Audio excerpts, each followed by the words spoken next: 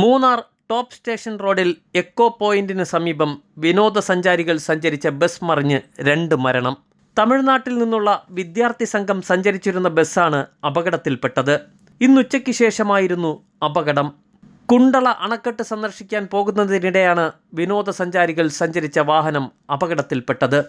തമിഴ്നാട് നാഗർകോവിൽ പാർവതീയപുരത്തു നിന്നും വിനോദസഞ്ചാരത്തിനെത്തിയ വിദ്യാർത്ഥികൾ സഞ്ചരിച്ച വാഹനമാണ് അപകടത്തിൽപ്പെട്ടത്. കുണ്ടള അണക്കെട്ട് സന്ദർശിക്കാൻ പോകുന്നതിനിടെ ബസ് അപകടത്തിൽപ്പെടുകയായിരുന്നു.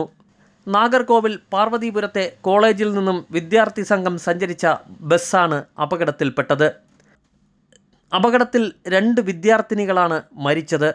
ആദിക, വേണിക എന്നിവരാണ് മരിച്ചത്. നിരവധി പേർക്ക് അപകടത്തിൽ പരിക്കേറ്റിട്ടുണ്ട്. പരിക്കേറ്റവരെ മൂന്നാർ GHS ആശുപത്രിയിൽ പ്രവേശിപ്പിച്ചു. വിദഗ്ധ ചികിത്സയ്ക്കായി തേനി മെഡിക്കൽ കോളേജിലടക്കം വിദ്യാർത്ഥികളെ മാറ്റിയിട്ടുണ്ട്.